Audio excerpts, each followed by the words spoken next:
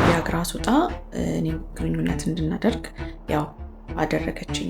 ከግንኙነት ካደረግን በኋላ ግን እኔ በጣም በግንኙነቱ ደስተኛ ሆንኩኝ። ታናሽ እህቷ ለእኔ ፍቅረኛዬ ነች። በጣም ነው የማፈቅራት።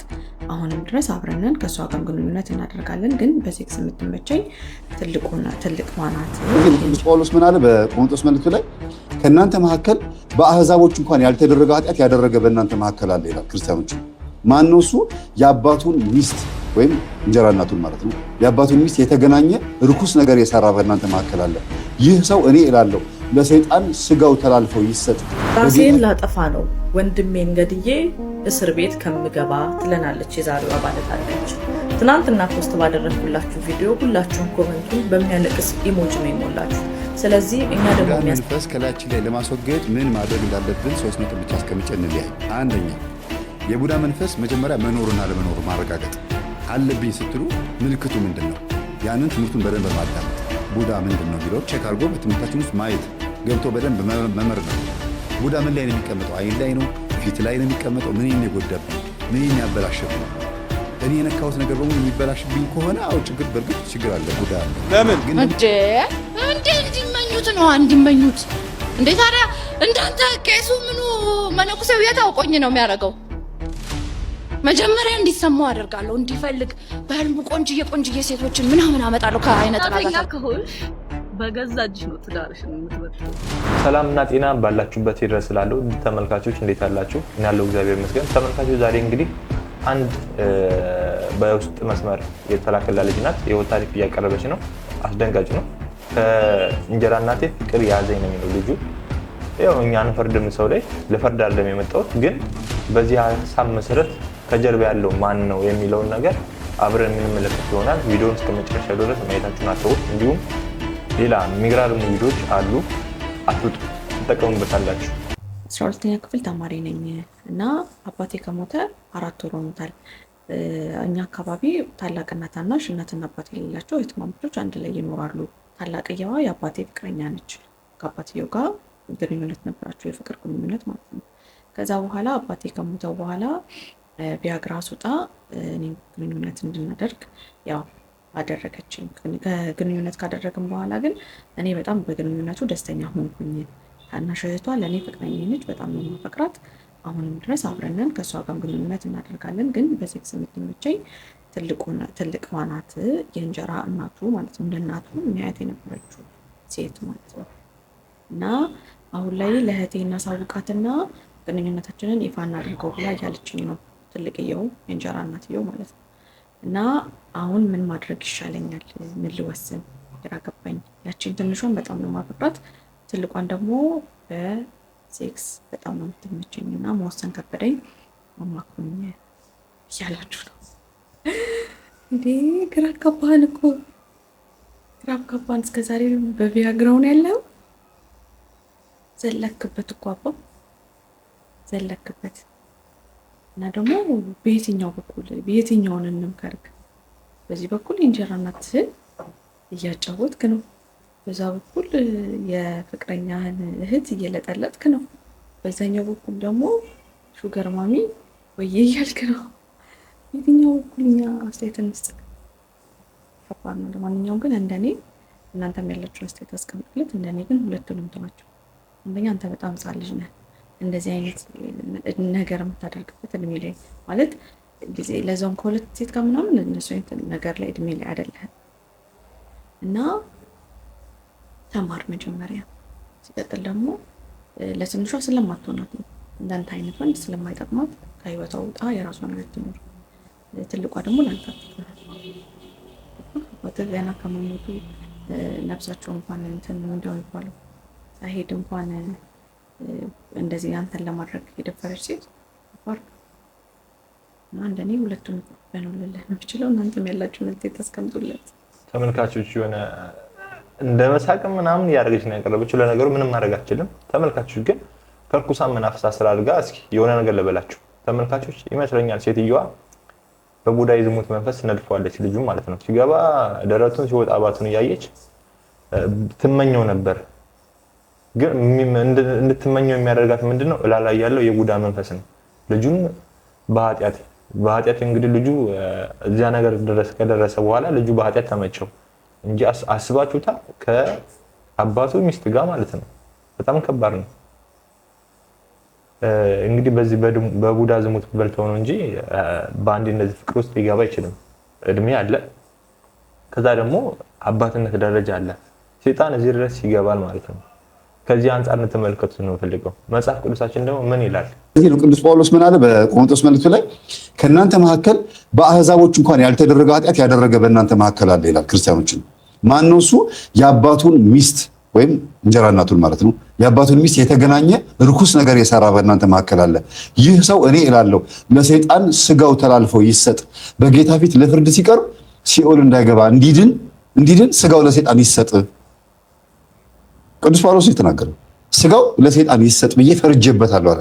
እንዴት ነው ቅዱስ ጳውሎስ የአንድን ሰው ነፍስ ለሰይጣን ስጡ ብሎ የሚለው? ይሰጥ አለ። ማን ነው ሰጪው? ሰው ነው አይደለም፣ መላእክቶቹ። ፈርጄበታለሁ፣ ይሄን ግን እኔ እላለሁ አለ። በጌታ ፊት በፍርድ ቀን እንዳያፍር ወይም ቅን ፍርድ እንዲፈረድለት ለሰይጣን ተላልፎ ይሰጥ ማለት ነው። ስጋውን ሰይጣን ይፈትነው፣ ለጾም ጸሎት፣ ስግደት፣ ለመከራ ይዳረግ። ስጋው ጸበልተኛ ሆኖ ይመላለስ። ሰይጣን ከላይ ወዲያ ሳይወጣ ስጋውን ያጎሳቁልበት፣ እንደ ኢዮብ ስጋውን ቁስሉን ይመዝምዝበት። ነፍሱ ግን በጌታ ፊት እንድትተርፍ ነው። ይሄ ምንድነው? ትንሽ በስጋው መከራን ይሰቃይ። በዚህ ምድር ላይ መከራ የሚቀበል ይሻላል የዘላለም ሞትን ከሚቀበል ማለት ነው። ለዚህ ነው አንዳንዴ ቶሎ ማንድ ነው እግዚአብሔር በስጋችን የሆነ መከራ ተቀብለን በነፍሳችን እንድንድን ስለፈለገ ነው። ተመልካቾች የሚገርም ነገር ነው። የዚህን ያህል ድረስ እንግዲህ መጽሐፍ ቅዱሳችን ይናገራል። ተመልካቾች እንግዲህ ልጁን ምን እላለሁ ይተዋቸው። ከተዋቸውም በኋላ ደግሞ ንስሐ ይግባበት። በጣም ከባድ ፈውን ነው። ንስሐ ገብቶ እላው ላይ ያለውን መንፈስ ማባረር አለበት። ምክንያቱም አንድ ልጅ ከአባቱ እናት ጋር ሊተኛ አይችልም በምንም ታምር። ወይ ልጅ ሴትዮዋ አብሯት እንዲተኛ መድኃኒት ታስነክተዋለች። ደግሞ መድኃኒቱም ቪያግራም ነው። ወንድ ልጅ ቪያግራም ዋጠ ማለት ደግሞ ምንም ሊያደርግ አይችልም።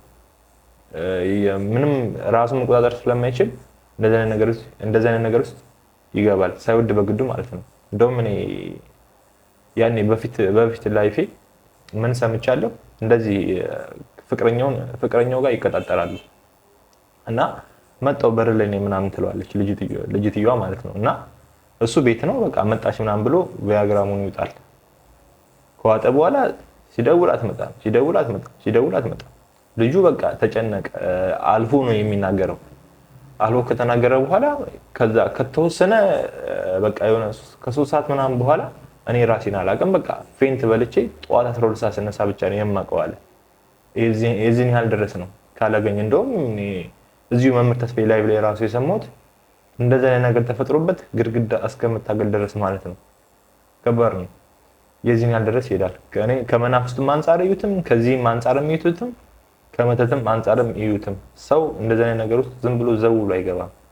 ያ አባቱ ሚስት ናታ። እሺ ይሄ በእንደዚህ እንያዘውና አሁን ቀጣይ የምትመለከቱት ቪዲዮ እህቶች፣ በተለይ በአረብ ሀገር የምትኖሩ እህቶች ገንዘባችሁ ተጠንቀቁ። በቃ ገንዘባችሁን ያዙት ራሳችሁ ጋራ። ሰው ብዙ ችግረኛ አለ። ቤተሰቦቻችሁን ብዙ ነገር እረድታችኋል። አሁን ለእናንተ መኖር አለባችሁ ብዬ ነው የማስበው። ይሄን ታሪክ ከሰማሁ በኋላ ማለት ነው። አስዳምጣችሁ ራሴን ላጠፋ ነው ወንድሜን ገድዬ እስር ቤት ከምገባ ትለናለች የዛሬዋ ባለ ታሪካችን። ትናንትና ፖስት ባደረግኩላችሁ ቪዲዮ ሁላችሁም ኮመንቱን በሚያለቅስ ኢሞጅ ነው የሞላችሁ። ስለዚህ እኛ ደግሞ የሚያስፈልገን የተሻለ ኮመንት፣ ሀሳብ፣ አስተያየትና እንዲሁም ያስተምራል የምትሉትን የህይወታችሁን ታሪክ አጋሩ። ይህን ቪዲዮ ሼር፣ ኮፒ ሊንክ በማድረግ ጀምሩ። እህቴ እኔ አረብ ሀገር ከመጣው ኦልሞስት 8 ዓመት ሆኖኛል። ወደ 9ኛ ዓመት እየተጠጋው ነው። ይህን ሁሉ ጊዜ ግን እዚህ ሀገር ስኖር ለራሴ የምለው ነገር አልነበረኝም። የሰራሁትን የ4 ዓመት ደሞዜን ቤተሰቦቼ ወንድሜን ሰርግ ደግሰው ዳሩበት። ይሁን ብዬ ሌላ ህይወት ቀጠልኩ። እንደዚያውም አልተማርኩም። ወንድሜ ቦታ መግዛት አለብሽ አለኝና ቦታ መግዣ 2 ዓመት ምናምን የሰራሁበትን ገንዘብ ላ ግን ቦታው አልተገዛም። አላወቅኩም ነበር። ድጋሜም የሆነ ቤትማ እላዩ ላይ መስራት አለብሽ ብሎኝ የቀረኝን ዘመናት ገንዘብ ስልከረም። አሁን ግን ደክሞኛል። ቤቱም አልተሰራም፣ ቦታውም አልተገዛም። ይህ ውሸት መሆኑን ሳቅ ወንድሜ ላይ ከማዘንና ወንድሜን ለመግደል ከማሰብ ራሴን ለማጥፋት ወሰንኩኝ። ይሄ የተሻለ አማራጭ ይመስለኛል። እወዳችኋለሁ እህቶቼ፣ ከኔ የተሻለ ተማሩ፣ ለእኔም የተሻለ ሀሳብ ካላችሁ አካፍሉኝ ትላለች የዛሬው ባለታሪካችን። በተቻለ አቅም ኮመንቱን በተሻለ ኮመንት ሀሳብ አስተያየትና እንዲሁም ደግሞ ያስተምራል በምትሉት ታሪክ ሼር አድርጉልን። ቤተሰቦቻችን እንወዳችኋለን። እንግዲህ ያስባችሁታል። ከገንዘቡ ይልቅ እድሜዋ እዛ 9 ዓመት ሙሉ ለነገሩ እኔ ከዚህም የባሰ ሰምቻለሁ። መምህር ግርማ ፈውስ ላይ ማለት ነው 14 ዓመት እንግዲህ እቺ በወንድሟ ነው።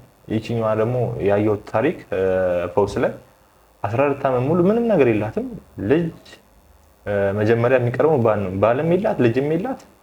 ከቤተሰቦቿ ጋር ተቆራርጣለች። 14 ዓመት የለፋችበትን ገንዘብ ምንም ነገር የላትም። ባዷን ያመጣችው እዛ ፈውስ በቃ እድናለሁ ብላ መጣች። ያው ዳነች ይረስን ማለት ነው። ምንድነው የሚለው መንፈሱ? አግብቻታለሁ የኔ ናት። በቃ ከልጅነት እያየሁ ነው ያደግኩት፣ ከማህፀን ጀምሮ ማለት ነው እያየኋት ነው ያደግኩት። ስለዚህ ሚስቴ ናት ብሎ ግግም ምናምን ብሎ ነበረ። ያው ተሸኘ፣ መሸኘቱ አይቀርም። እግዚአብሔር የያዘው ሰይጣን አልሄድም ማለት ስለማይችል ሄደ። ግን አሁን ይሄ ልጅ ሰው ላይ ነገሮችን ከምንደረግ ሰው ብቻው ንጹህ ሆኖ ሳለ ይጸጸታል። ግን ዲያብሎስ ካደረበት ደግሞ ልቡ በቃ የሆነ ምንም ነገር የሆነ አለት ነው። በቃ ምንም ነገር የማይሰማው ሰይጣን ይሆናል። ሰይጣኑ ራሱ ካለበት ማለት ነው ልቡ ነው የምላችሁ። ምናልባት ይቺ ልጅም እንደዚህም ቡዳ መንፈስ ሊኖር ይችላል። ቡዳ መንፈስ በሴቶች ላይ ካደረ ይሄ መንፈስ አግብቻታለሁ ብሎ ስለሚያስብ እድሜዋን አስረፈደባት፣ ገንዘቧን አስነጠቃት። ተስፋ ቆርጣ ራሷን ወደ ማጥፋት ደረጃ ማለት ነው። ወንድሜን ከምገለው ራሴን ላጥፋ፣ ራስን እስከ መገብ ድረስ ያስደርሳል ማለት ነው።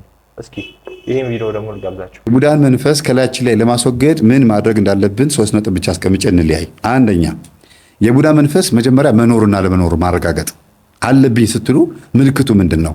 ያንን ትምህርቱን በደንብ ማዳመጥ፣ ቡዳ ምንድን ነው የሚለውን ቼክ አድርጎ በትምህርታችን ውስጥ ማየት፣ ገብቶ በደንብ መመርመር። ቡዳ ምን ላይ ነው የሚቀመጠው? አይን ላይ ነው? ፊት ላይ ነው የሚቀመጠው? ምንን የጎዳብኝ? ምንን ያበላሸብኝ? እኔ የነካሁት ነገር በሙሉ የሚበላሽብኝ ከሆነ አው ችግር፣ በእርግጥ ችግር አለ፣ ቡዳ አለ። ግን ደግሞ እኔ ራሴ አባካኝና አጥፊ የሆንኩት ገንዘብ ሳገኝ ብቻ ነው ወይስ ድሃም ሆኜ አባካኝና አጥፊ ነኝ? ቼክ ማድረግ። አሟጦ መጨረሻ እስክትደርሱ ድረስ ድሃ መሆናችሁ እንኳን ራሱ አሁን አንዳንድ ሰው የሚበላው የሚጠጣ ወጥቶ እንኳን ለአረቄ ሳንቲም አያጣም፣ ለሲጋራ ሳንቲም አያጣም። ምንም እኮ ሆድ ውስጥ እኮ ምግብ የለም። እስከ መጨረሻው ሰዓት ድረስ ከእናንተ ጋር ይፋለማል። ምንም እንዳይኖራችሁ አድርጎ ቂምና ሳንቲም ኪስ ውስጥ አያድርም ይላሉ አይደል ሰካራሞች። እና በዚህ ልክ እስከ መጨረሻ ድረስ ድሃ ጨርቃም አድርጎ የለበሰውን ልብስ እስከ መሸጥ፣ ነጠላ ጫማውን ሸጦ በባዶ እግሩ እስከ መሄድ የሚያደርስ ሱስ ያለበት ሰው ከባድ የቡዳ መንፈስ ያለበት ሰው። ሴትም ከሆነች ልክ እንደዚሁ ሁሉ ነገሯ ምጥጥ አድርጋ ሁሉም ይከፋባታል። ጎረቤትም በራሷ ላይ ክፉ ትሆናለች። በራስ ላይ ክፉ መሆን ማለት ራስን አለመጠበቅ፣ ለራስ አለማዘን፣ ለነፍስ አለመጨነቅ፣ ለዘላለማዊ ሕይወት አለመጨነቅ ማለት ነው። ዝም ብሎ ተስፋ የቆረጠ ራስን ስለማጥፋት ብቻ ማሰብ ማለት ነው። ይሄ በራስ መጨከን ይባላል። የዘላለም ሕይወት እንዳላስበው ቢከፋም ቢለማ ምን ሳይሻል አይቀርም የሚባል ነገር አለ። ምንድነው? ለክፉም ለደጉም ምን ሳይሻል አይቀርም ሲጻፉት እናንተ። ስለዚህ መንግስተ ሰማያትም ገነትም ቢኖርም ባይኖርም ሲኦልም ቢኖርም ባይኖርም ግን ደግ ሆኖ መኖር፣ ጾሞ ጸልዮ ሰግዶ ለአይምሮና ለህሊና ታማኝ ሆኖ መኖር ይሻላል። ቢኖርም ባይኖርም ስላችሁ እንደው የለም ብላችሁ የምታስቡ ከሆነ ኤቲስትነት ካለባችሁ ማለት ነው። መልካም ሰው ሆኖ ማለፍ እኮ ጥሩ ነው። ስምን ከመቃብር በላይ ስለሆነ ማለት ነው። ተዝረክርኮ መሞት መረሳት ነው። መሞት በአጠቃላይ መረሳት ቢሆንም ግን ስም ከመቃብር በላይ ነው። አንዳንዴ እሱ እንኳንም ሞተ የሚባል መሆን የለበትም። ኧረ ይሄን አድርጎ እኮ አረፈ እንደው ትልቅ ነገር ሰርቶ አለፈ ይባላል። የዛሬ 20 ዓመት የተተከለ ችግኝ ነው ዛሬ ዛፍ ሆኖ ለእኛ መጠለያ የሆነው። እኛ ደግሞ ችግኝ ተክለን ደግሞ ለሚቀጥሉ ትውልድ ዛፍ እንዲያገኙ ማድረግ አለብን እና ስለ ቡዳ መንፈስ ማወቅ ነው መጀመሪያው። ሁለተኛ ደግሞ በዙሪያችን ያሉ ሰዎችን ማየት። የእኔ ጠላት ማን ነው? ሰላቢ መንፈስ። ሰላቢም ቡዳ ስለሆነ ነው። ሰላቢ መንፈስ ምቀኛ የሆነ ሰው በእኔ ዙሪያ ማን አለ? የሚነካካብኝ ሰው፣ በእኔ ነገር የሚቀና ሰው የሆነ ነገር ስትይዙ ማለት ነው። አይ ይሄን ነገር እንደዚህ ብታደርገው ጥሩ ነበር። ሁልጊዜ ባላችሁ ነገር ላይ ኔጌቲቭ የሆነ አስተያየት ነው የሚሰጠው። ይሁን ችግር የለውም እድሜ አይኖረውም ግን ተጠቀምበት ይላሉ። አሪፍ ነው እንዴ ጥሩ ነው የገዛኸው ወይ ሲያምር፣ ኧረ እኔም እንደዚህ እገዛለሁ ምናምን የሚል እኮ ቢሆን ጥሩ ነበረ። አንዳንዴ ጥሩ ቅናት ነው እኔም እገዛለሁ ማለት። ግን ያደረጋችሁት ነገር በሙሉ አይጥመውም። ሁሌ ባደረጋችሁት ነገር ላይ ኦፖዝ የሆነ አስተያየት ነው የሚሰጠው። ይሄ ምቀኝነት ነው። የራሱን ኢጎ ሰው ላይ ያንጸባርቃል። ሳያውቀው ግን ቡዳ መንፈስ የሚያስተላልፈው ማለት ነው። ሶስተኛ ደግሞ እንዲህ አይነት ሰው መኖሮቹን ቼክ አድርጉ ነው ይሄ። ሶስተኛ ላይ ግን ተሰብስቦና ተጠንቅቆ መኖር፣ ቡዳ መንፈስ መኖሩን ማወቅ ትችላላችሁ። እቤት ስትቀመጡ ቤት ድረስ አንኳኩቶ ይመጣሉ የቡዳ መንፈስ ያለባችሁ። የት ጠፍተሽ ነው? በእርግጥ የሚያስቡላችሁ ሰዎች ሊመጡ ይችላሉ። ግን በተደጋጋሚ ምን እንደምትበሉ ምን እንደምትጠጡ ቤታችሁ ውስጥ ያለውን ጓዳ ጎድጓዳ ምናምን ቡና ለመጠጣትም በምንም ውሏቸው ሴቶች በተለይ እንደዚህ ቤት ውስጥ በሰፈር በምትውሉበት ሰዓት እንዴት ናችሁ ቡና የለም እንዴ ብለው በየቀኑ ይመጣሉ። በየእንትኑ የምትበሉትን ስንዴ ስንት እንዳስፈጫችሁ ጤፉ ምኑ ሁሉ ነገር ኢንፎርሜሽን ማወቅ ይፈልጋሉ። መረጃው የእናንተ ቤት መረጃ እንዲኖራቸው ይፈልጋሉ። ከዛስ ምንም ባያደርጉም እንኳን ቡዳው ይበላዋል። ከዛ በኋላ የተመናመነ ከዛስ እናንተ አበድሩኝ እንድትሏቸው ይፈልጋሉ። ከነሱ ቤት እናንተም እህል እንድትበደሩና አለሁኝ አይነት ነገር ከዛ ቤት እኔም ስላበደርኳት ቤት ሁልጊዜ እገኛለሁ የማለት ነገር እና የቡዳ መንፈስ ሳያስቡትም አስበውትም በዙሪያቸው ያሉ ሰዎች ላይ ቼክ ማድረግ ያስፈልጋል። ሌላው እንደ 1 2 ብዬ 3 ብዬ ማልሰጠው ቁጥርም ማልሰጠው የቡዳ መንፈስ መኖሩን በጸበል በጾም በጸሎት በስግደት በደንብ አድርጋችሁ ወጥራችሁ ይዛችሁት ማስለፍለፍና ማነህ ከየት ነው የመጣኸው መቼ ነው የበላኸኝ ወይም ደግሞ ከእናት ማህፀን ነው ወይ ብሎ ጠይቆ ማወቅ ይቻላል። ይሄ ከቁጥር ውስጥ የማይገባ ዋና ጉዳይ ነው። ይሄን ይመስላል። እህታችን እንግዲህ ጥሩ የትዳር ዘመን እንዲኖርሽ ተስፋ አደርጋለሁ።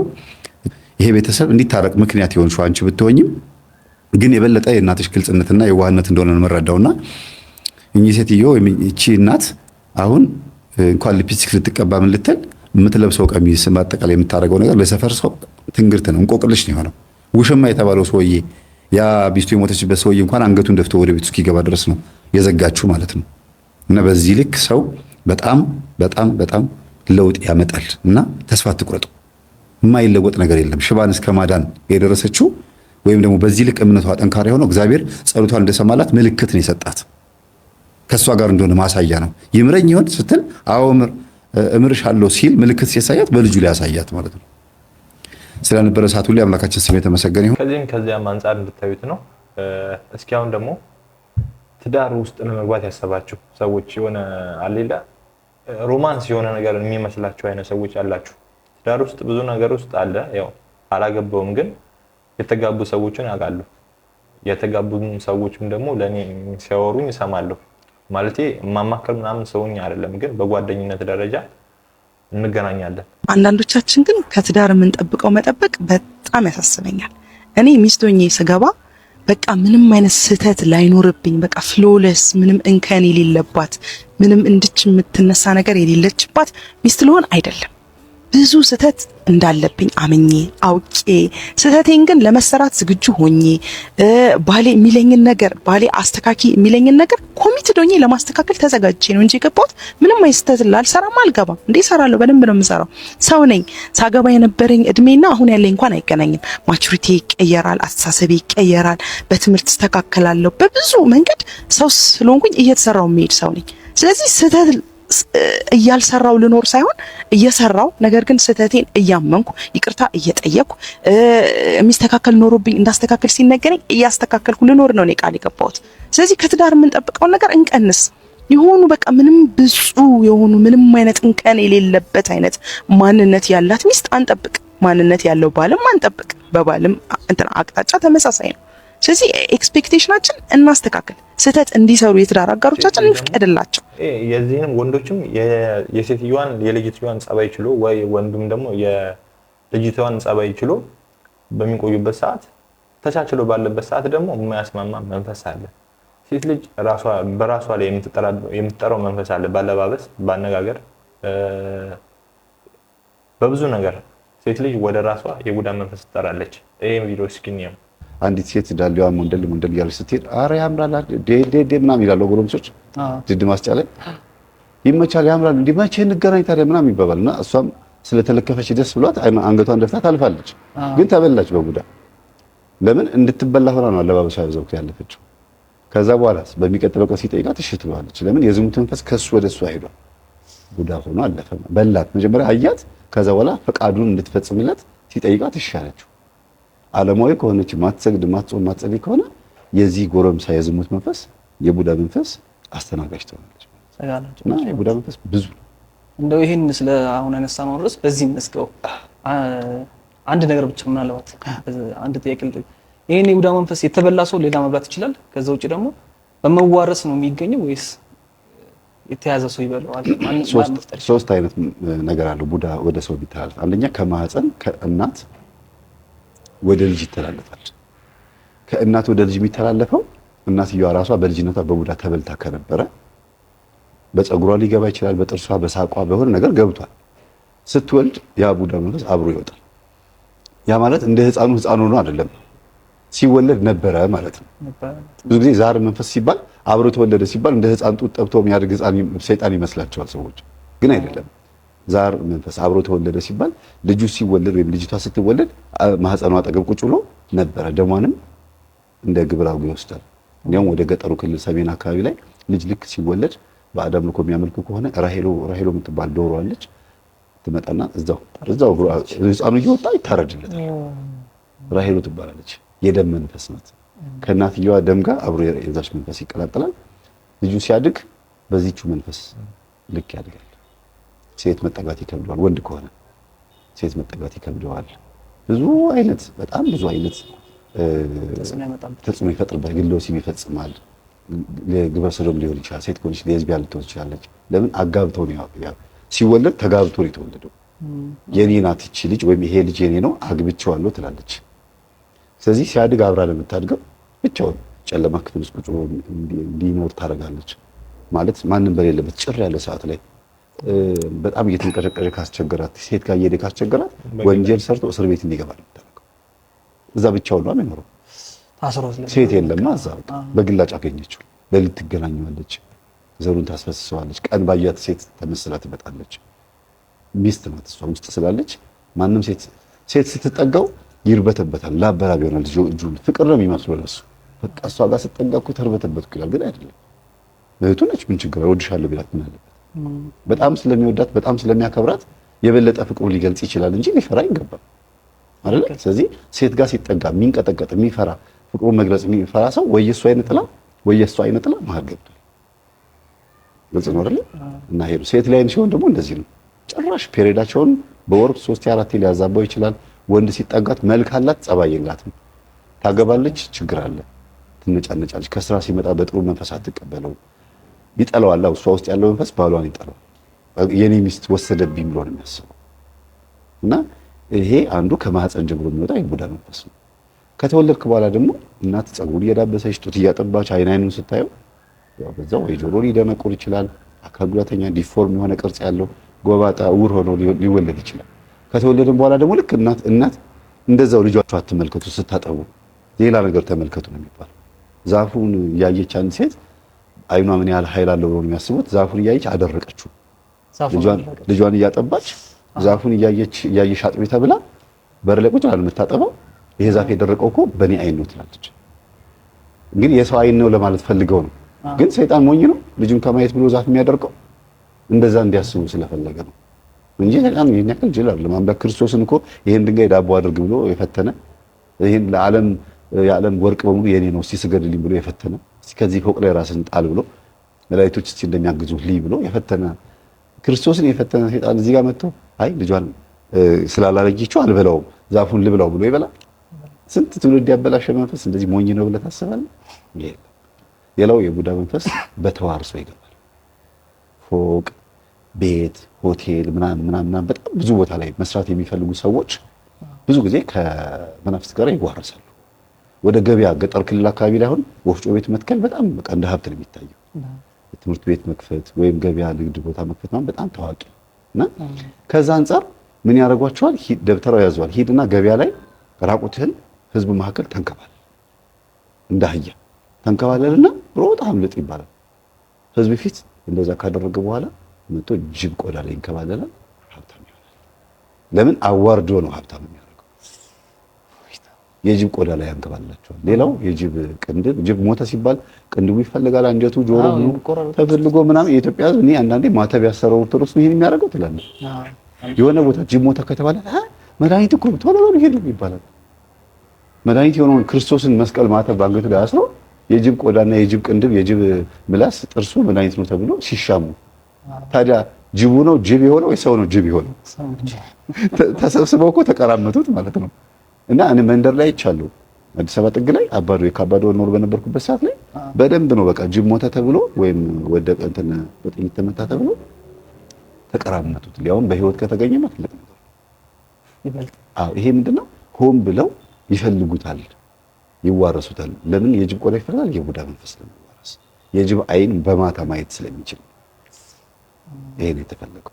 ስለዚህ ምናልባት ያልተመለሰችው የቡዳ መንፈስ ያለበት ሰው ሌላ ሰው በቡዳም ሊበላ ይችላል ማለት ነው። መጀመሪያ ተበልቶ 7 ዓመት ይኖራል መንፈሱ ያለ ጾም፣ ያለ ጸሎት፣ ያለ ስግደት፣ ያለ ሃይማኖት፣ ያለ መንፈሳዊ ህይወት ዝም ብሎ መንፈሱ እንደገባ 7 ዓመት ከተቀመጠ ይሄ ልጅ ወይ ቢች ልጅ እላዩ ላይ ያለው መንፈስ መጀመሪያ የራሷ የሆኑትን ነገሮች መብላት ይጀምራል። ገንዘብ ስትይዝ ገንዘቧን ያባክናል፣ ልጆቿን፣ ቤት አካባቢ ላይ ያለው ከዛ እየወጣ ገና ቀና ብላ የሆነ የልኳንዳ ቤት ስጋም ሊሆን ይችላል ስታየው ትል በትል ነው የሚሆነው። ወይም ሰዎችን ወይኔ ይሄ ዕቃ ሲያምር የሰርግሽ ስጦታ ቆንጆ ነው ብላ ስትል ያ ዕቃ ከሳምንት በኋላ ይሰበራል። ወዲያው ሊሰበር ሁሉ ይችላል። ሌባ ሊመነትፍም ይችላል።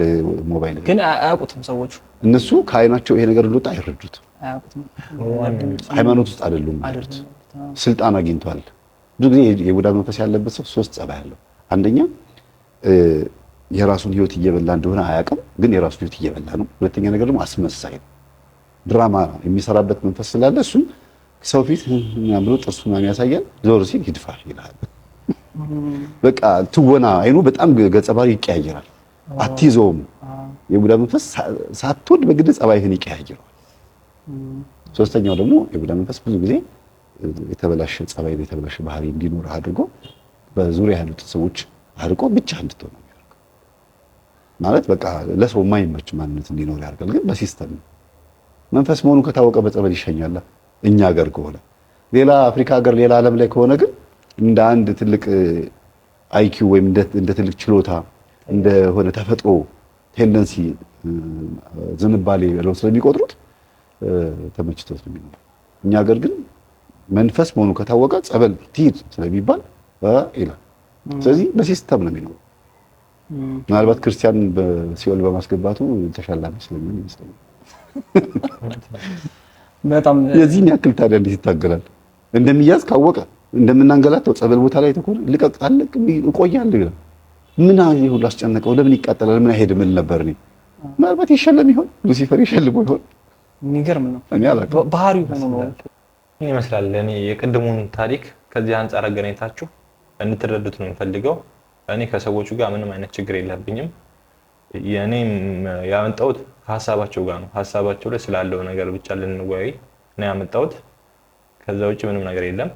አሁን ደግሞ የዝሙት መንፈስ ሴራ፣ ይሄ የዝሙት መንፈስ እንግዲህ አብዛኞቻችን የጠመደ በቃ የቀን ውሎ አድርጎታል በህይወታችን ላይ ማለት ነው።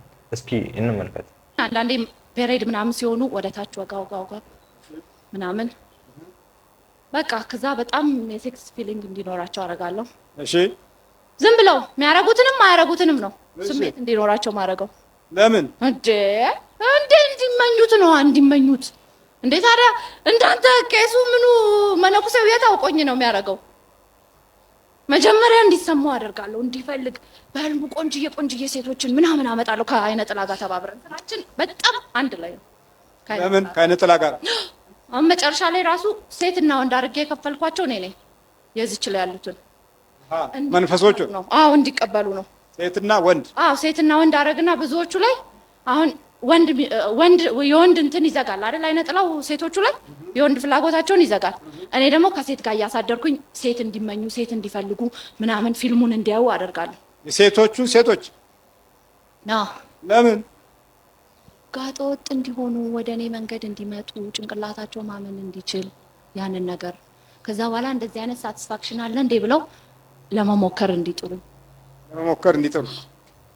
ግን ለምን አስፈለገ? ይሁን ማሳት አይደል እንዴ? ዋናው ነገር ማሳት አይደል እንዴ?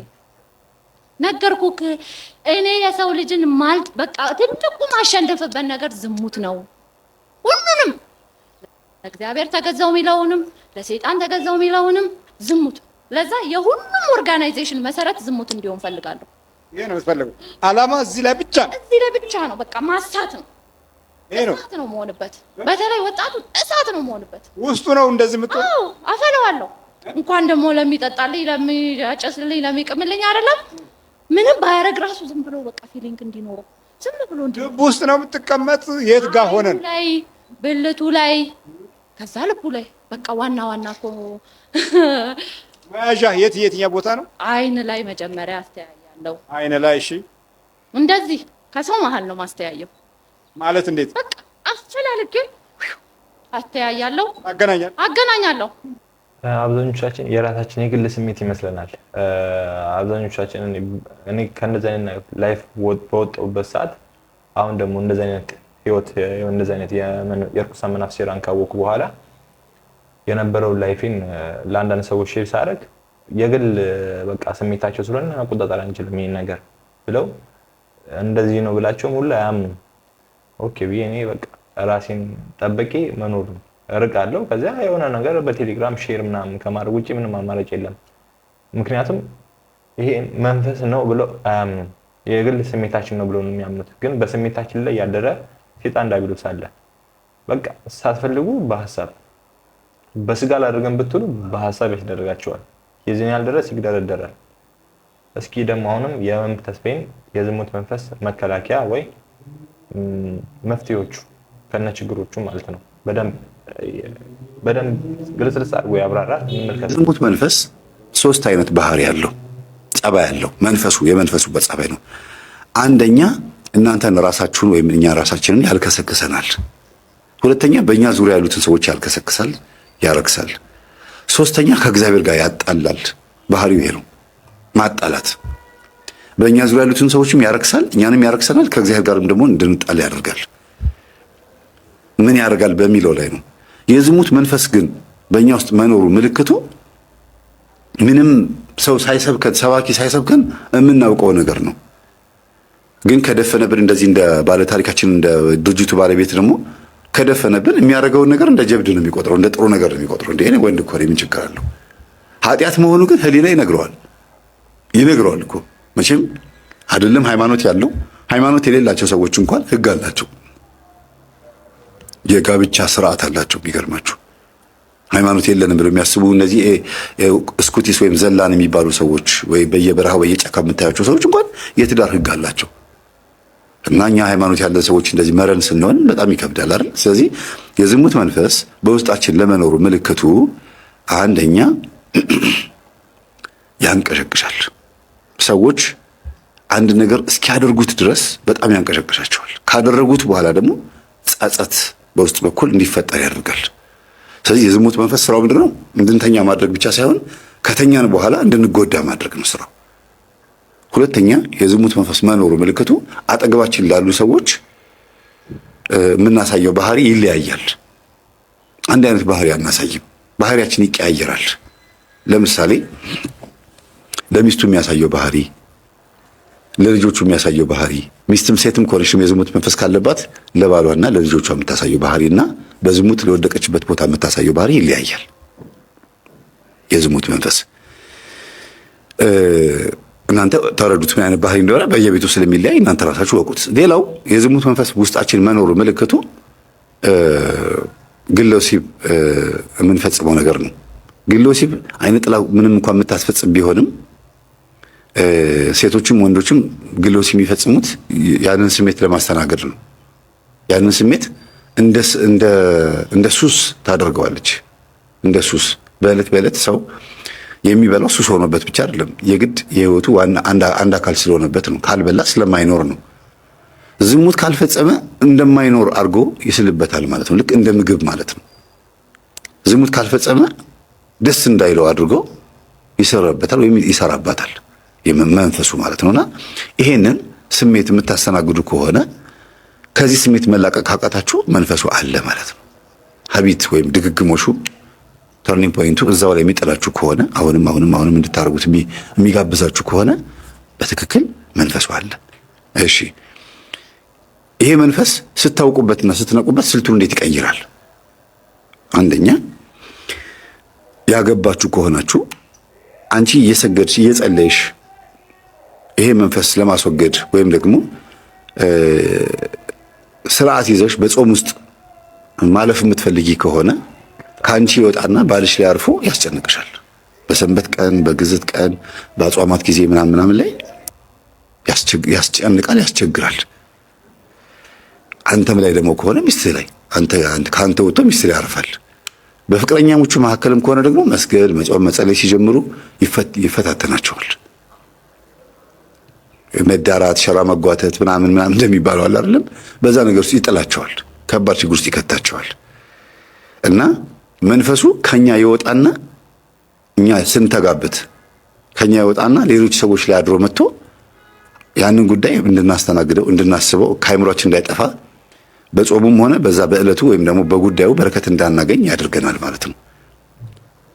የረከሰ ሐሳብ ስለሚያመጣ ሁልጊዜ የረከሰ ሐሳብ መሆኑን ሳይነግረን እኛ እንዲጥመንና እንዲጣፍጠን አድርጎ ነው የሚያመጣው። ለእኛ እንዲስማማ አድርጎ ነው የሚያመጣው። ደግሞ ነገሮች ምቹ ይሆናሉ። ይሄን ለመፈጸም ይሄን ለማድረግ ነገሮች የተመቸ ይሆናል። መንገዱም፣ ሁኔታውም፣ ገንዘቡም አጠቃላይ ምቹ እንዲሆን ያደርገዋል። በባልና ሚስት መካከል ግን ምቹ እንዳይሆን ያደርገዋል። በሁለታችሁ መካከል ቅራኔ እንዲኖር ምክንያት ተፈጥሮ በምትሰርቁት ጉዳይ ላይ ግን ምቾት እንዲፈጠር ያደርጋል ማለት ነው። ነገሮች እንዲስተካከሉ እንዲሳካ ያደርገዋል። እና የተሰረቀ ይጣፍጣል ብለው እንደሚሉት አይነት ነገር አካሄድ እንድትሄዱ ያደርጋችኋል። ከዚህ ነገር መላቀቅ የሚቻለው እንዴት ነው? መጀመሪያ ስትሰግዱ ስትጸልዩ ይሄን መንፈስ ለመያዝ ከሆነና ከመንፈሱ ለመላቀቅ ከሆነ መጀመሪያ ታሰር ነው የሚባለው። ባለበት እዚሁ እኔ ጋር ማንም ጋር እንዳትሄድ እኔው ጋር ሆነ ታሰር ነው የሚባለው። እኔው ጋር ሆነ ታሰር። ከዛ በኋላ ታሸኙታላችሁ። ወደ ሌላ ሰው እንዳይሄድ እናንተው ጋር ሆኖ እንዲቀጣ ነው ማድረግ ያለባችሁ የመጀመሪያው። ከዛ ቀጥሎ ደግሞ ስጋን ምቾት እንዳይሰማው ማድረግ፣ ቢያንስ እንኳን እስክትገሩ ያ ስሜት የሩካቤ ኒኮቲን። በጣም ይቅርታ ስለምትሰሙት ድምጽ ማለት ነው። እንግዲህ ያለው ቤቴ መንገድ ዳር ነውና ለሌሊት ላይ እንደዚህ ያዞሩ ይሸጣሉ እቃ፣ ምግብ ምናምን ብዙ ነገር ይሸጣሉ። እና ለዚያ ነው በድምጽ ማጉያ ነው ደግሞ ፎቅ ላይ ስለሆነ ግዴታ በዚህ ነው የሚጣሩት ማለት ነው። በጣም ይቅርታ። የሲጋራ ኒኮቲን እንዳለ ሁሉ የሩካቤ ሐሳቡን ከአእምሯችን እስኪጠፋ ድረስ ስጋን በጾምም በስግደትም ምግብም በመለየትም ራሱ ለውዝ ከመብላት ምቾት የሚስማሙ ድሎት እንዲመቸን እንዲስማማን ከሚያደርጉ ምግቦች ትንሽ ራቅ ብሎ ራስን ማጎሳቁ፣ ስጋን መጉዳት የዛን ጊዜ ትንሽ እንትን ይለዋል። ህልምም ይከፈትላቸዋል። ብዙ ጊዜ ምቾት እኮ ህልምን ይከለክላል። ስጋ ጎስቆል ሲል ህልሞች ክፍትፍት ይላሉ። መጽሐፍ ቅዱስ ይናገራል። ስጋ ደካማ ነው፣ ነፍስ ግን ሁልጊዜ ንቁ ናት ይላል ማቴዎስ ወንጌል ላይ። ሁልጊዜ ነፍስ ብርቱ ናት፣ ሁልጊዜ የነቃች ነች። አትተኛም ነፍስ፣ ስጋ ነው የሚተኛው። እና ስጋን ለተወሰነ ጊዜ ቅጣት መቅጣት፣ ይበለኝ ማለት መቅጣት ነው። ዝም ብሎ አሁን ሁሉ ነገር ለውጥ እንዲመጣ አለመፈለግ፣ በልምምድ እንዳመጣችሁት ሁሉ በልምምድ ለመመለስ መሞከር። አስቡት፣ ይሄ ባለታሪካችን የ16 ዓመት ወጣት ልጅ እያለ ሩካቤን ሴክስን ለመለማመድ ሴተኛ ዳርጋ ሄዶ ነው አይደል ያልኳችሁ? ሴተኛ ዳርጋ ሄዶ አስተምሪኝ አላት፣ አስለምጂኝ አላት። ለመደ። ከለመደ በኋላስ ያንን መንፈስ አፍሶ መጣና ማራገፊያ ሆነ ለሁሉም። ሲያገባም ምንም ሲልም ሁሉም አሁን ልጆቹ ምንድናቸው ማለት ነው? ያ መንፈስ አለባቸው። ምክንያቱም ያንን መንፈስ ይዞ መጥቶ ነው ከሚስቱ ጋር የተኛው። እሷም ደግሞ ዘማዊ የሆነችውም በዚሁ መንፈስ ምክንያት ነው። እሱ ይዞ መጥቶ ከእሷ ጋር በመተኛቱ ምክንያት ነው። ስለ ጋብቻው እንዴት እንዳገባት መናገር ያልፈለኩት ስላልተፈቀደልኝ ነው እንጂ ብናገር በጣም ይጠቅም ነበረ። ግን አልፈቀደችልኝም፣ ለቤተሰቦቿ ስትል ማለት ነው። እሷ ላይ ግን የዝሙት መንፈስ የመጣባትና እሱ እቤት ስለማይመጣ እሷ ከእሷ ጋር አብሮ ስለማያድር ከብዙ ወንዶች ጋር እንድትሄድ ያደረጋት ግን የእሱ መንፈስ ነው። እንዴት እንደሚዛመታችሁ እንግዲህ እሷ ጋር ሄዶ እንደዚህ ካደረጋት ልጆቹ ጋር ስመጥቶ ደግሞ ሲያድጉ እንደዛ የማያደርግበት ምክንያት ምን አለ? ለዚህ ነው ወንድምና ወንድም፣ እህትና እህት፣ እህትና ወንድም ሩካቤ የሚፈጽሙት በአባትና በእናት ችግር ምክንያት ነው ብለን የምንናገረው። ባዩት ቪዲዮ ብቻ አይደለም። ለዛ ቪዲዮ የጋበዛቸው መንፈስ ግን የቤተሰብ መንፈስ አለ፣ የዝሙት መንፈስ ማለት ነው። ለዝሙት መንፈስ ከሚዳርጉ ነገሮች ውስጥም ደግሞ ሌላ ሁለቱ ደግሞ ስንፈተ ወሲብ ተብሎ የሚወሰድ ቅጠላቅጠልና የአጋንንት አሰራርና መስተፋቅር የሚባሉት ናቸው። ላገባት ብሎ ሲጠይቃት ወይም ደግሞ ሲሞክር እምቢ ትለዋለች ወይም ደግሞ የማይሳካ መስሎ ሲሰማው በመስተፋቅር ያገባታል። ከዛ ያ መስተፋቅር መንፈስ ደግሞ ሁለቱን በዝሙት ነው የሚያፋቅራቸው። በቃ የተፋቀሩት እኮ ልጅ ለመውለድ ቢሆንም ለመጋባት ቢሆንም ግን ዋናው ጉዳይ ትኩረቱ አይቷት ነው የወደዳት። አካሏን አይቶ ስለሆነ የዝሙት መንፈስ ነው መጀመሪያ በቡዳ መልክ የሚገባው። ግን ውስጥ ያለው ደግሞ እሷ ውስጥ ያለው አይነ ጥላ ደግሞ ይከላከላል። አታገባትም የኔ ነች ይለዋል። ከዛ ምን ያቀርባል? ስጦታ ያቀርባል። መተት ማለት ነው። መተት ይመጣና አይ ይጋቡ ልጆቹ ያንተ ናቸው ብሎ ያዝለታል። የሚወለዱት ልጆችን መልከፍ ትችላለህ ይባላል። እሺ ይላል። በመስተፋቅር ያገባታል። የሚወለዱት ልጆች የተለከፉ ይሆናሉ። በመናፍስት ስለሆነ የተጋቡት በመናፍስት ያድጋሉ ማለት ነው። ሆረር ፊልም ይመቻቸዋል። ግለ ወሲብ ይፈጽማሉ። ከጎረቤት ጋር በልጅነታቸው ድንግልናቸውን ያጣሉ። በጣም ብዙ ችግር ይፈጠራል በልጆቻቸው ላይ ማለት ነው። የማይታዘዙ ልጆች ነው፣ አደገኛ ልጆች ይሆናሉ። መቆጣጠር ያቅተዋል። አባትም እናትም ከቁጥጥር ውጭ በላይ ነው የሚሆኑት። እና የዝሙት መንፈስ በመስተፋቅር ምክንያትም ሊገባ ይችላል። በስንፈተ ወሲብም ያው እኔ ከሚስት ጋር ጥሩ ሩካቤ መፈጸም አልቻልኩም ብሎ አይደለም ስንፈተ ወሲብ ድግምት የሚያስደግመውና ይሄንን አኝከህ ይሄንን መጠህ ይሄን እንደዚህ አድርገህ ይሄን አስረህ እዚህ ጋር እንደዚህ አድርገህ ተገናኛት እያለ ደብተራ ሲሰጠው እሺ ብሎ ይገባል። ከዛስ በምን ብርታት ነው ከሚስቱ ጋር የሚተኛው? በመናፍስት። ከዛ ምን ያደርገዋል? ዘማዊ ያደርገዋል። አንዱ አልነገርኳችሁም ከዚህ በፊት ባለቤቴ ደካማ ስለሆነ እኔ ደግሞ ሩካቤ ስለምወድ አለች። በቃ እንዴ ያስፈልገኛል ብላ ሄዳ ጓደኛዋ ስታማክራት ስንፈተ ወሲብ አሰሪ ያለቻት እሺ ብላ አሰራች። ከዛስ ባሏ ጎበዝ ሆነ አልጋ ላይ እሷ እንደምትፈልገው። ግን ጨዋ የነበረው ከቤት መስሪያ ቤት ከመስሪያ ቤት የቤት በጨዋነት ይመላለስ የነበረው ባሏን ዘማዊ ያደረገችው። ከሷ ውጪ ሴተኛ አድርጋ ሄዶ መተኛት ጀመረ። አምሽቶ መምጣት ጀመረ። ጭራሽ ሴት አቅፎባት መጣ። ሴት አቅፎባት መጣ። ሰክሮ እየተንገዳገደ ትዳር አለ እንዴ ብላለች ሴተኛ ዳሪው ራሷ። እና ጉዶንኩኝ ብላ ነው የደወለችው። እኔ ጋር አቅርቤላችኋለሁ ገጠመኝ። እንዲህ አይነት ነገር ውስጥ ይከታል። ዘማዊ ያደርጋል ማለት ነው። ለጽድቅ ብዬ ባዝላት ተንጠልጥላ ቀረች ብሎ እንደሚተርቱት አይነት ነገር ነው የሚሆነው። ለራሴ ለጥቅሜ ብዬ ወይም ደግሞ ለትዳራችን ብዬ ደስ እንዲለን ብዬ አድርጌ ጥበብ ነው ብሎ ስለሚያታሏቸው እኮ ነው። ጥበብ ነው ይሄ እኮ ችግር የለውም ይላሉ። አንዳንዶቹ ደግሞ በጣም ሲነቃባቸው ደብተራዎቹ አጋንንት እኮ ይታዘዛል፣ በእግዚአብሔር ኃይል አዝነው ስራ እንዲሰራ ማዘዝ ይቻላል ነው። እንኳን አዘኸው ሳትፈልገው እንኳን መጥቶ እንደ ልክስክስ ውሻ አንተን ገነት ሲኦል ለማስገባት የሚፍጨረጨር መንፈስ ነው አዘኸው እሺ የሚለው። በጣም የሚገርም ነውና ይሄ ነው። ሌላው የዝሙት መንፈስ በቡዳ መልክ ይገባል። በቡዳ መልክ ይገባል። ጎረምሶች፣ ወጣቶች እናታቸው ጨሌ የምታመልክ ወይም ቡና የምትካድም ወይም ደግሞ ከራማ የምታመልክ ብዙ ነገሮች የምታደርግ ልትሆን ትችላለች። ፈጫሳ የምታደርግ ፈረቀሳ የምትሄድ እዛም ሄዳ ዛፍ ቅቤ የምትቀባ ወይም ደግሞ ደብተራ ጋር የምትልከሰከስ ልትሆን ትችላለች። ከእንደዚህ አይነት ቤተሰብ የተወለደ ልጅ ያው መንፈስ ስላለበት ላዩ ላይ ድድ ማስጫ ድንጋይ ቦታ ላይ ተቀምጦ ምናምን ሲወጭ ወላጆቹን ሴቶችን ያህል ከዛ አይን ውስጥ የገባችውን ሴት ሄዶ እንደምንም ብልጇን ጎትቶ ያናግሩ ምላሱን ይዘረጋና በዛ እትት ይላታል። እሺ ትላለች። አንዴ ከነካት በኋላ የዝሙት መንፈስ ገባ ማለት ነው። ከርቀት ራሱ ራሲስቱ እንዴት ነው ያምራል፣ አሪፍ ነው፣ ምንድነው መቼ ነው ሰላም ሻይ ቡና እንበል ይላል። ገብቷል የቡዳ መንፈስ። እሷ ደግሞ መለከፏ ደስ ይላታል ትላለች።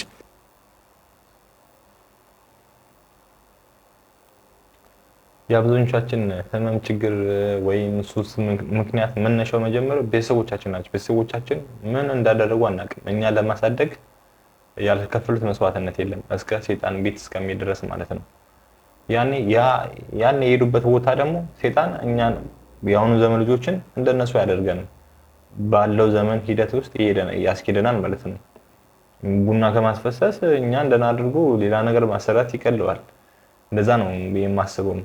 በተዘዋዋሪም ደግሞ ነገሮችን ገላብጦ ማሰብ አሪፍ ነው። የራሳችን መፍትሄ የሚገኘው ከቤተሰቦቻችን ስንጀምር እኔ ማን ነኝ የሚለው ነገር በትክክል ልናውቅ እንችላለን ማለት ነው።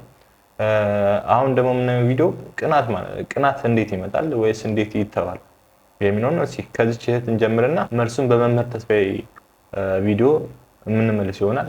ወደ ቪዲዮ እንግባ። ቀናተኛ ከሆንሽ በገዛ እጅሽ ነው ትዳርሽን የምትበትነው። ቀናተኛ ሴት እከክ ማለት ነች። እከክ በቃ የወንድ ልጅ ሰላም ስጋ ምን ብልጥ ታርጋ መጨረስ ሰላም ነሽ ትባላለች። ይሄ ደግሞ እስኪ መፍትሄ ሆነና ችግሩን ከየት ሊመጣ ይችላል የሚለው ነገር የሚያስረዳን ቪዲዮ እንመልከተው። ቅናት መንፈስ ከዘርም ይመጣል፣ ከእናት ይመጣል፣ እንደገናም ደግሞ ከመስተፋቀርም ይመጣል። ውስጥ ያለ የሚወዳችሁ ሰው የነበረ የላከባችሁ መስተፋቀር የበላችሁ ቡዳ የዝሙት መንፈሱ የዛ ሰው ከእናት የመጣ ደግሞ ዛር አይነ ጥላ ወይም ቡዳ አይነ ጥላ ወይም ዛር ቡዳ፣ እነዚህ መናፍስቶች በአጠቃላይ አምስቱም ማለት ነው ምን ያደርጋሉ? ሰዎች ጋር ሄዳችሁ ስትቀላቀሉ ውስጣችሁ የገባው የእነዚህ ሰዎች ከእናንተ ውስጥ ከሌላ ሰው የመጣባችሁ መንፈስ ስለሆነ ውስጣችሁ ያለው የእነዛ ሰዎች ባህሪ ነው የሚያንጸባርቀው። የኔ ናት። በተለይ የምታፈቅራችሁ ከሆነች ወንድ ከሆንክ የምታፈቅር ሴት ከሆነች፣ ሴት ከሆነች ደግሞ የሚያፈቅርሽ ወንድ ከሆነ አንቺ ውስጥ ያለው የወንዱ መንፈስ ከሆነ አንቺ ጋር ያለው የሚመጡትን ወንዶች በሙሉ አበሻቅጠው ነው የሚባርራቸው። ንቀት አለ፣ ከዛ ቅናት ይኖራል። የምታፈቅሪውን ወንድ ማንም ሰው እንዲነካብሽ አትፈልጊም። እና በቃ እንዴት ነው አንቺ ራስሽ ፊቱን እንደዚህ ያዘውሽ ምናምን ማየት ያለበትን መምረጥ እስክቺ ድረስ ሊያደርግሽ ይችላል። እና ስሜትሽ ጥሩ ላይሆን ይችላል። እና ቅናት እንዳለብሽ ካወቅሽ ቶሎ ብለሽ ተጠመቂ። በቃ ቶሎ ብሎ ወደ እግዚአብሔር መምጣት ነው። የትህትና በተለይ ውዳሴ አምላክን መጸለይ። የቅናት ችግር ያለባችሁ ትህትና እንዲኖራችሁ ያደርጋሉ። በቃ ራስን ዝቅ ማድረግ፣ ስለ ትዕቢተኝነት መዝሙረ ዳዊትን መጸለይ። ትዕቢትን በጠረባ ነው የሚለው እና እግዚአብሔር ስሙ የተመሰገነ ይሁን። ተመልካቾች እንግዲህ የዛሬ ቪዲዮ ይህን ይመስላል። የምትማሩበት ይመስለኛል ቪዲዮ ማለት ነው። ላይክ ሰብስክራይብ የማድረግ ግዴታ የለባችሁም። ከተመቻችሁ ራሳችሁን ለውጡበት። ሰላም ቆዩ።